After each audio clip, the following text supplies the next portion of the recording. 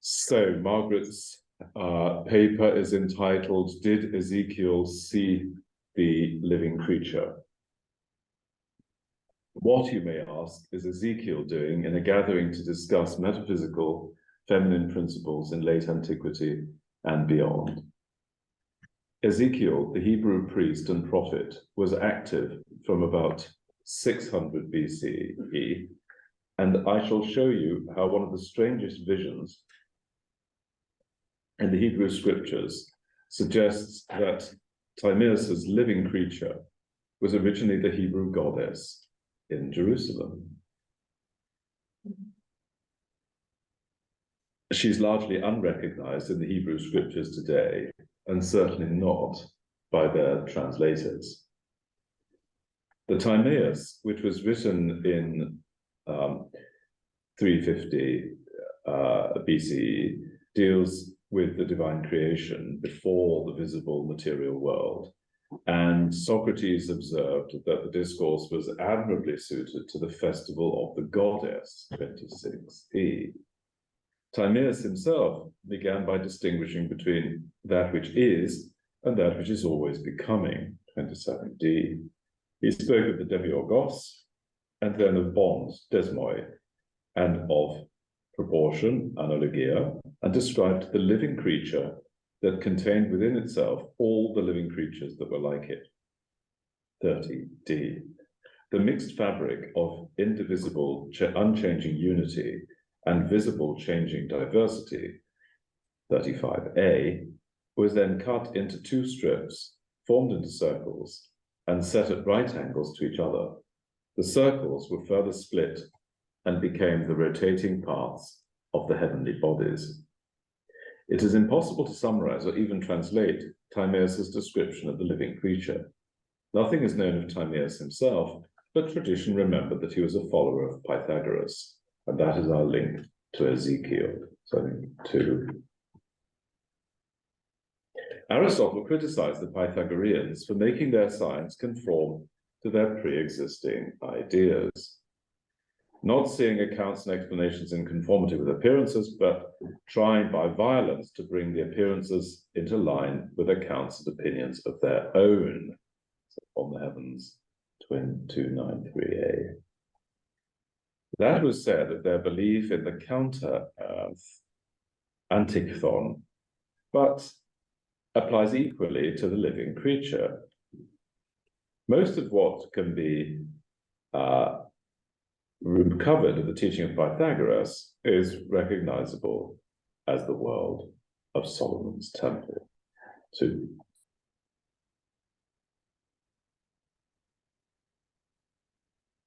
Or 3 rather. Yeah. Aristobulus, a Jewish writer in the early 2nd century, said, Pythagoras transferred many of our ideas and inserted them into his own system of doctrines. That's quoted by Eusebius. I shall now set out some links between Pythagoras, as Margaret was, I'll set out some links between Pythagoras and Ezekiel, and show how Ezekiel's vision of the divine glory leaving the Jerusalem temple was the basis of Timaeus' living creature. First, we consider the temple that Ezekiel knew. Nothing has been identified as the actual remains of the temple completed about 950 in the reign of Solomon. Its form and meaning have to be reconstructed from later written sources, which show that it represented the whole creation, visible and invisible. It was a larger version of the tabernacle built by Moses, and each stage of its construction corresponded to one of the 6 days of creation described in Genesis 1. Solomon's temple was destroyed by the Babylonians in 597, and the second temple was built about 525, which stood until the Romans destroyed it. The theology and worldview of the second temple was very different from the original temple. Today, we are dealing with the first temple and how it was remembered. So, 4th temple diagram, yeah.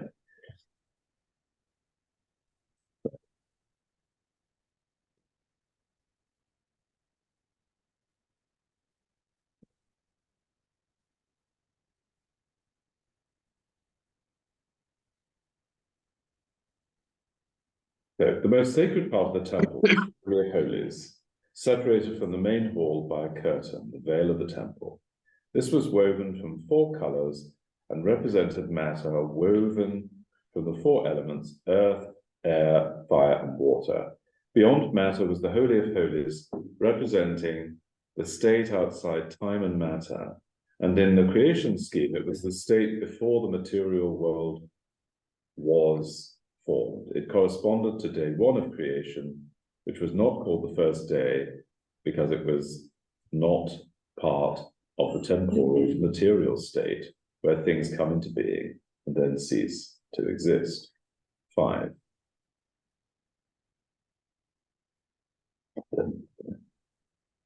Day 1 was the state of unity from which all things emerged.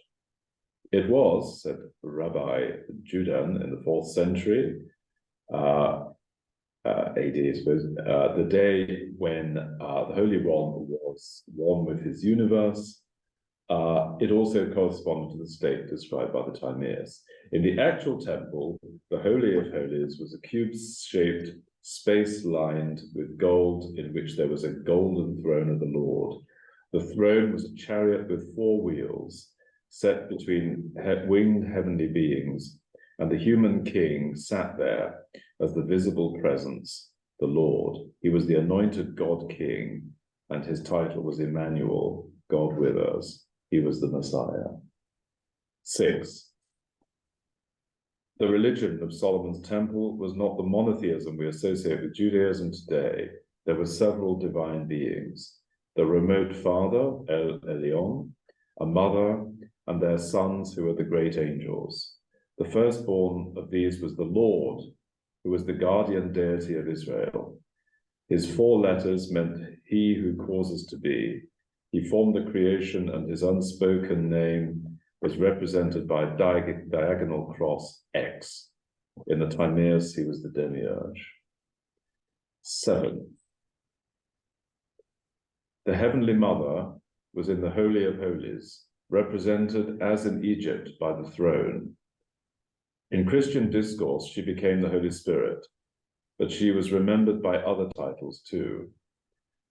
Wisdom. Ashrata, meaning the one who brings happiness or shows the right way. Ammon, meaning the one who holds together in harmony. Living one. Many of her titles were given later to Mary of Nazareth, the mother of the Messiah. The Heavenly Mother became the living creature that Timaeus described, and her attributes appeared centuries later as characteristics of the monad. 8.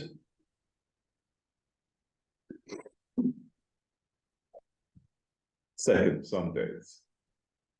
Ezekiel lived through the conquest of Jerusalem and the destruction of the temple in 597 BCE. As one of the priestly elite, he was taken into exile and received his visions in Babylon. He was still active in 572, Ezekiel 41. Other priests fled elsewhere, some to southern Jordan, some to what was later called Arabia, some to Egypt. In other words, the learned priests of Solomon's temple were scattered. And third, we consider Pythagoras, the son of a traveling merchant from Samos, who accompanied his father to the Levant. He was born about 570 BCE, according to Iamblichus's Life of Pythagoras, written about 300 CE. He spent some time in Syria, where he conversed with the Phoenician hierophants. It's good we've got a Phoenician hierophant with us, and was initiated into all the mysteries of Byblos and Tyre, and into the sacred operations which are performed in many parts of Syria. He lived near a temple near Mount Carmel before traveling on to Egypt. In other words, the young Pythagoras was learning from priests in the area we now call northern Israel, less than 50 years after the priests were scattered from Jerusalem. Since he was intent on discovering the learning of the Eastern Mediterranean world, which was largely guarded by priests, it would be surprising if he had not encountered the exiled elite from Jerusalem. 9. Trade between the Levant and Asia Minor brought ideas as well as goods. The alphabet and words traveled with the merchants. The Greek arabon was the Hebrew erabon, both meaning deposit or security. The Greek deltos, writing tablet, was the Hebrew delef, a double writing tablet. The Greek sakos was the Hebrew sak, sack, both meaning sack. The Greek kados was the Hebrew kad, both meaning jar. There are many more examples. The Greek mysterion, a mystery or secret rite, looks very much like the Hebrew masada, hidden. 10. And Charles Thomson, the first to translate the Greek Old Testament into English in 1808, implied in his marginal notes that the writings of the Hebrew prophets had the form of Greek tragedies. 11. Eusebius, Bishop of Caesarea in Palestine, around 300, made this very point, that Pythagoras knew the learning of Old Jerusalem. After many examples, he concluded, if therefore it could be shown to you that Plato and his successors have agreed in their philosophy with the Hebrews, it is time to examine the date at which they lived and to compare the antiquity of the Hebrew theologians and prophets with the age of the philosophers of Greece. 12. A century ago, Francis Cornford identified the key elements of the Pythagorean system as the idea of becoming like God and the notion of mimesis, the correspondence of macrocosm and microcosm, the conception of harmony, and the symbol known as the tetractys. That's from Francis Cornford, Mysticism and Science in the Pythagorean Tradition. 13. These are immediately recognizable as the worldview of the Old Jerusalem Temple, whose scattered priests Pythagoras almost certainly met. 1. Becoming like God was the basis of their great holiness code. You shall be holy, for the Lord your God am holy. Leviticus 19:2. 2. The correspondence of macrocosm and microcosm. The desert tabernacle and the Jerusalem temple were material copies of Moses' vision of the creation. According to all, quotation, according to all that I show you concerning the pattern of the tabernacle and its furniture, so shall you make it. Exodus 25:9. 3. The concept of harmony was fundamental to their view of creation. I, wisdom, was beside them, holding all things in harmony. Emen pa'autu harmozusa, Proverbs 8:13. The symbol known as the tetractys, to which we shall return. One could offer many more examples of similarities between Solomon's temple and the Pythagoreans, but let 2 suffice. 14. First, the Pythagoreans believed there was a fire at the center of the universe, and the origin of this belief, argues Peter Kingley, is one of the most vexed questions in the history of Greek philosophy. That's Kingsley, Ancient Philosophy, Mystery and Magic, Empedocles in the Pythagorean Tradition. Aristotle called the central fire Dios Phulake, Zeus's guard post on the heavens. 15. Simplicius, in the early 6th century, quoting Aristotle's now lost work on the Pythagoreans, said, the more genuine members of the school regard fire as the center of the creative force which gives life to the whole earth and warms its cold parts.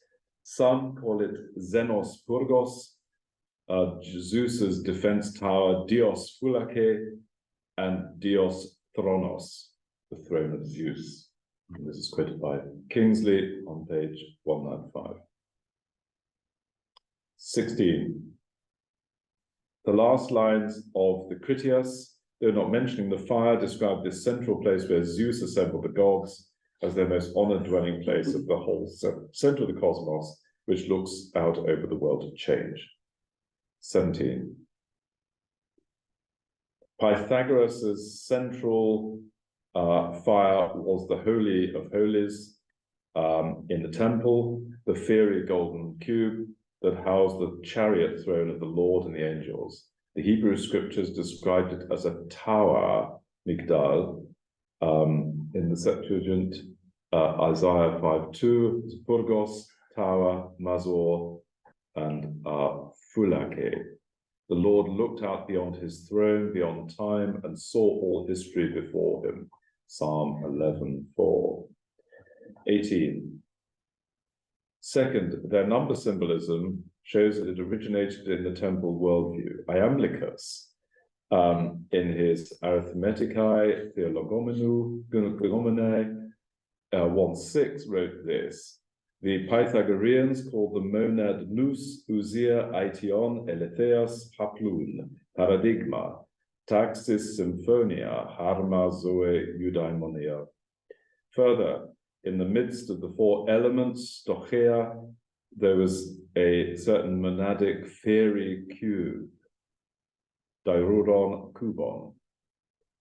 19. Or diruros, I've got it here, isn't it? 19. The fiery cube was the Holy of Holies beyond the temple veil that was woven from the four elements. And just taking 5 of the titles of the monad, the chariot throne, Harma, in the Holy of Holies was a symbol of the female deity known as the living one, Ousia Zoe. Ash Rata, the one who brings happiness, eudaimonia. Ammon, the one who holds together in harmony, symphonia. The degree of correspondence cannot be coincidence. Pythagoras knew of the learning of Old Jerusalem. We now come to the prophet Ezekiel's vision of the divine glory leaving the polluted temple in Jerusalem at about 600. She was the mother, the living one, presented as the chariot throne, present as the chariot throne. Ezekiel's descriptions are some of the most complex and opaque language in the Hebrew scriptures. Several words are found only in these passages and seem to be technical terms. There is a mixture of singular and plural, masculine and feminine forms. 20. Ezekiel described a fourfold winged being in a fiery cloud in the midst of 4 huge wheels, orphanim, that went forward. They, or their rims, were full of points of light, Ezekiel 1:18, 10, 12. Above the fourfold being was a fiery human figure seated on a sapphire throne. That is in the first chapter of his book, where the fiery cloud brings the throne to Babylon. In the 10th chapter, he described the sapphire throne leaving the polluted temple in Jerusalem. There were the 4 vertical wheels described as the wheel in the midst of the wheel, Ezekiel 10:10. And there was also the horizontal wheel, often called a whirling wheel, Galgal, in which there was fire, Ezekiel 10:2. The words that interest us describe the fourfold winged being, wheels within wheels, full of points of light, called either the singular living one, Haya, 1:20, 21, 22, 10, 15, 17, 20, or the plural, Hayoth, living ones. The plural form is no problem. The name or title of a heavenly being was often a plural form. God is plural in Hebrew. What does this indicate? What this does indicate, however, is that this fourfold being was a divinity. 21. The old Greek translation described her as a tazua or as Zoe, And the spirit of Zoe was in the four wheels. Elsewhere in Hebrew scriptures, this is almost the name of Adam's wife. He called his wife Eve because she was the mother of all living things. The Greek here is the same. Mother ton zonton. But the Hebrew word, hai, living, also means flow. And elsewhere, the female creator, wisdom, was described as pouring out of the hidden place before the beginning of the material world, Proverbs 8:23. That's Margaret's literal translation. The Hebrew word, porness, can also mean weave, and we recall that the soul was woven through the living creature. 22. A flowing, fourfold divine being, the mother of living things, is exactly the tetractys of Pythagoras. Here his disciples prayed to her. The name is a feminine noun. No version of the prayer survives from the earliest period, but later sources says it was, "Bless us, divine number, you who have given birth to gods and men. O holy, holy tetractys, you who contain the root and source of the eternal flowing of creation." Tetra is obviously four, but what of the ictus? The word does not exist, but the very similar ktesis means creature or creation, and would explain the name. The fourfold living one. She was the fourfold living one whom Ezekiel saw leaving the polluted temple in Jerusalem. 3. She was known in other texts as barbelo. The early Sethian Gnostic texts, now known in Coptic, are clearly from Hebrew originals. Barbelo is a garbled version of Arba Joa, the fourfold divine lady, and the Sethians were descendants of the original priesthood in Jerusalem. It is impossible to date the original text, but a recent commentary on a collection of hymns, the 3 Styries of Seth, suggested that they were an early witness to Barbelo than the later Platonizing Sethian treatises. That's from John Turner in the Nag Hammadi Scriptures, New York, 2007, page 525. Barbelo was the emanation from the Holy Father, the invisible one, and her child was Adam. She was the triple shining one who had been divided everywhere, yet had remained one. Quotation. Because of you is life, and from you is life. We are a shadow of you, even if as you are a shadow of the pre-existent one. 24. This being is recognizable as the Holy Wisdom, described in a late Second Temple Jewish text from Egypt as, quotation, a pure emanation of the glory of the Almighty. Though she is but one, she can do all things. And while remaining in herself, she renews all things. In every generation, she passes into holy souls and makes them friends of God and equips them as prophets. In the Wisdom of Solomon 7:25-27.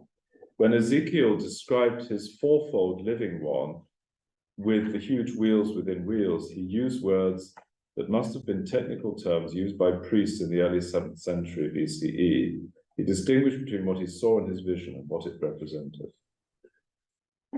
25.